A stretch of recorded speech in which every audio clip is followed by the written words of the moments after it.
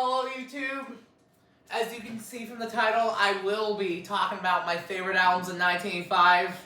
All because that one I did about favorite albums of 78 was a success. So I figured I'd do another year, and I chose the year my father graduated high school and just one of the peak years of both synth pop and hair/glam metal.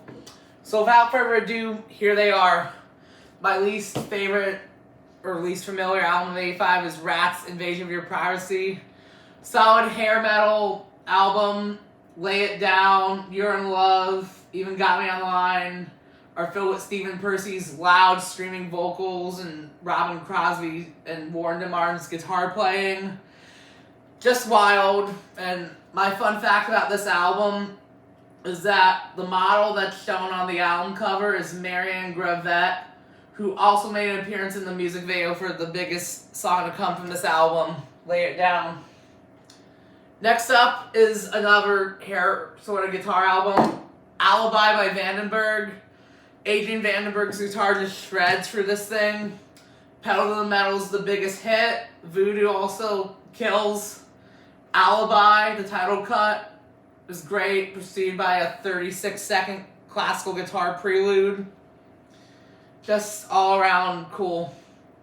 And my interesting fun fact is that this album cover art featuring crocodiles in a Mahayan Aztec sort of desert was actually designed by the band's guitarist, Adrian Vandenberg. Next up is one of the biggest things that happened in the year, a big charity album and one of the biggest charity songs ever. We Are the World by USA for Africa. A lot of the then biggest stars in music came together to collaborate about coming together. Steve Perry, Prince, Kenny Rogers, and a bunch of other acts sing their own original songs on this album. The fact that all these stars came together is prevalent throughout the gatefold and in some of the songs. My fun fact about this charity album is that it has been noted since that song came out that the movement to create popular music that addressed humanitarian concerns just grew out of this. Next up is a supergroup album made by members of Led Zeppelin Bad Company, The Firm. Very solid, bluesy, progressive, half and half sort of. Radioactive is the biggest song. It's a staple I've heard quite a few times. The More Than 9 Minute Midnight Moonlight's kind of interesting too.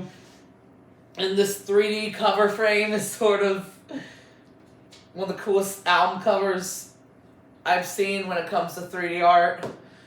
And my fun fact about this album is that the closing track, Midnight Moonlight, was actually an unfinished song from Jimmy's old band Led Zeppelin called Swan Song, which was a leftover from when they were recording Physical Graffiti. Next up is 7 Wishes by Night Ranger. I really don't have much to say.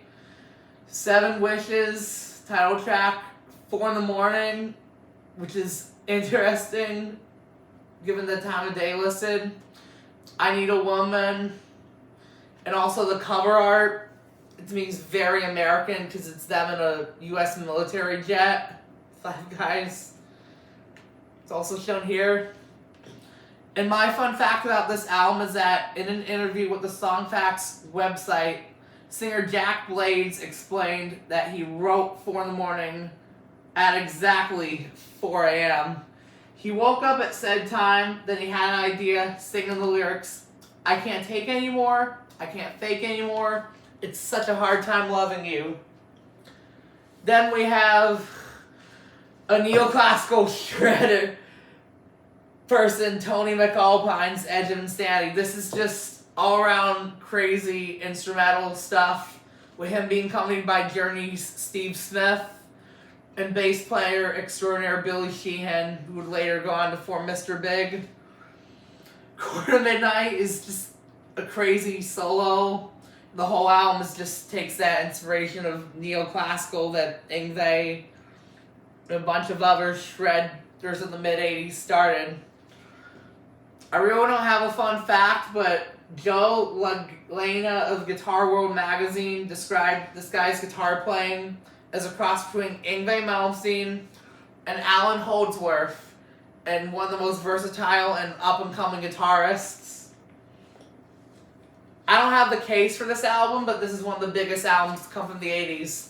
Heart's self-titled album that renewed their popularity and made them big again. Fueled by These Dreams and Never, this became one of their biggest albums. It's full of heavy songs and just piano or guitar ballads. And These Dreams is just, again, quite the ballad. This is quite the girl, female-fronted supergroup or rock group.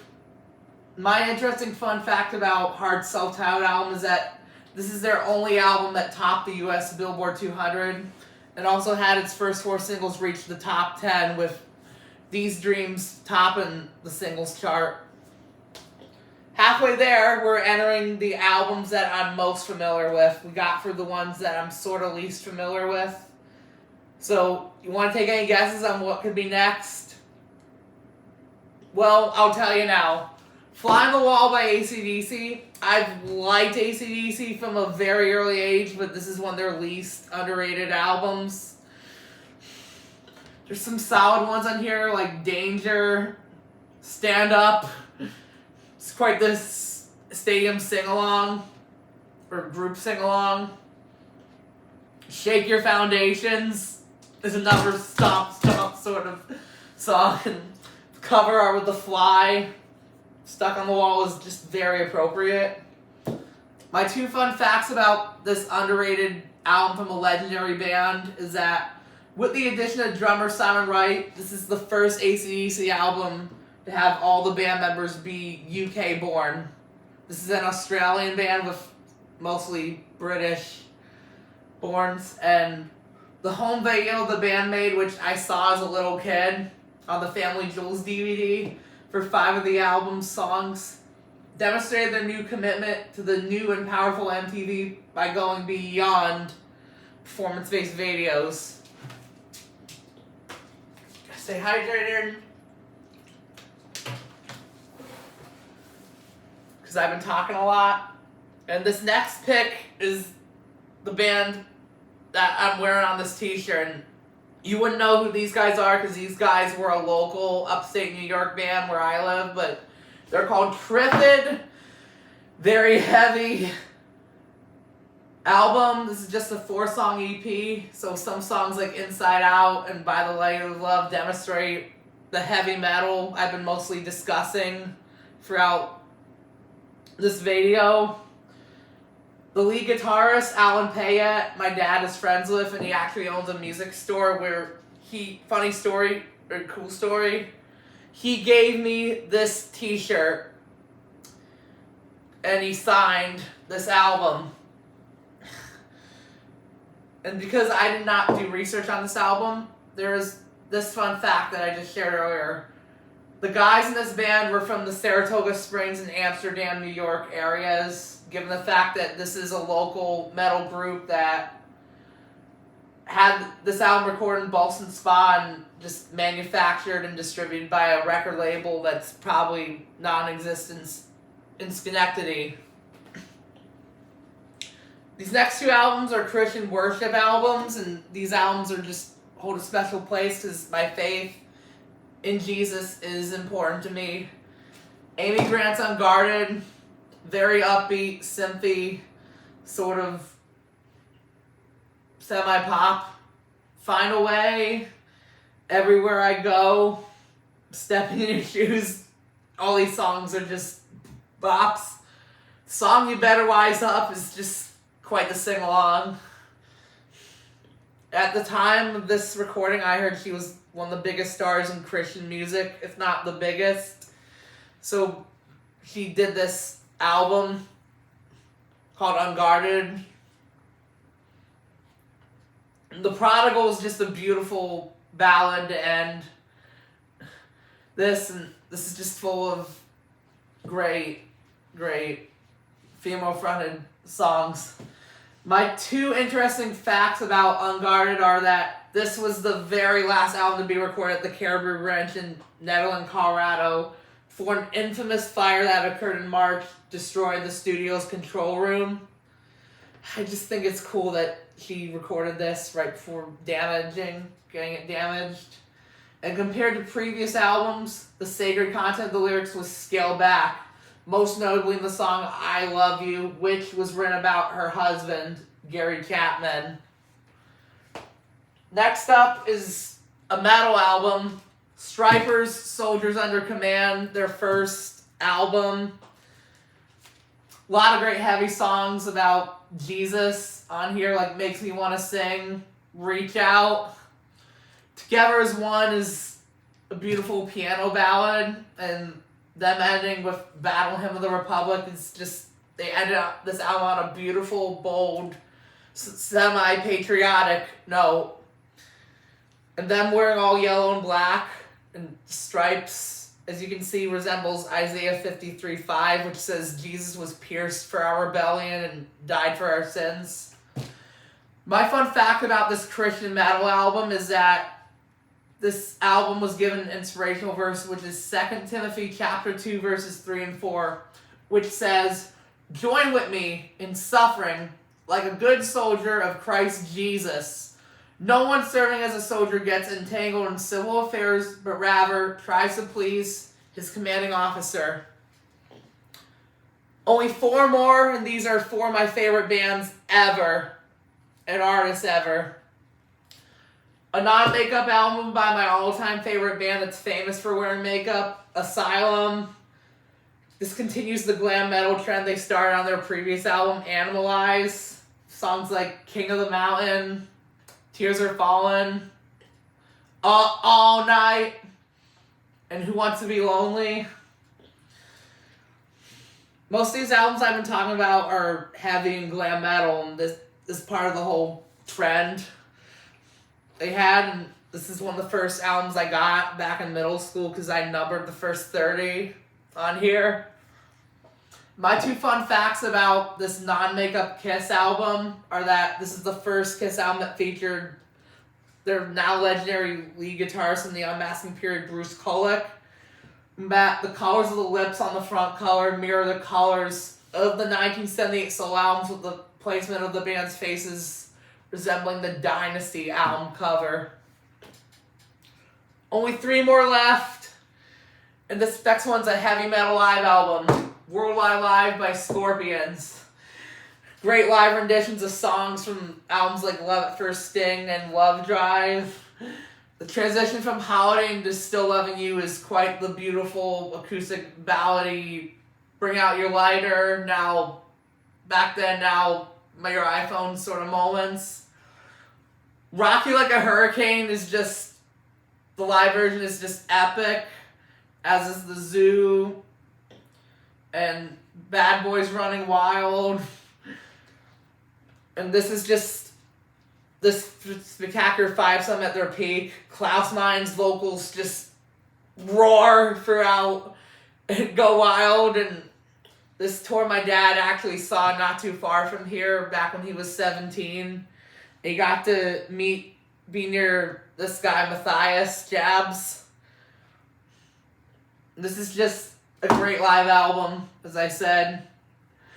My fun fact about this live album was that this was recorded in 5 cities, 3 which were done in the California part of America, San Diego, LA, and Costa Mesa, with the other 2 stops being in Europe, in Paris, France, and Cologne, Germany. During the Love at First Sting tour, that occurred from 1984 going into early 85. My second favorite album of 85 is Power Windows by Rush.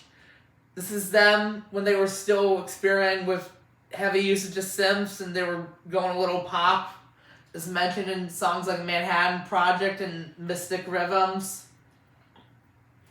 And the Big Money is just addresses the issue of what money does perfectly. Like, big money goes around the world, big money gives and takes, big money makes mistakes. Big Money takes it cruel.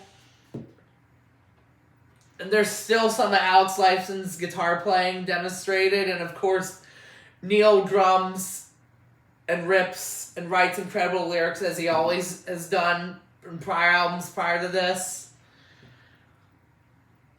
And he doesn't really rip as much as he did with Farewell to Kings and Hemispheres, but he continues to use electronic drums as much as they did during Grace Under Pressure. My 2 fun facts about Power Windows is that this album was recorded in 5 different studios, all over England, with Air Studios and Montersat being one of them. And that the lyrics that Neil Peart wrote for this album play with the album's title by making each song a window that goes into some kind of power within the world, like money, war, dreams, and even nations. Now, my all-time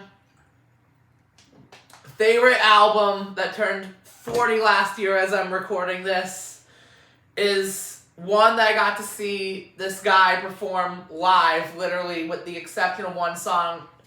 All Aside One, will always be my favorite musical comedian. I've been to him since I was elementary school, like some of these acts.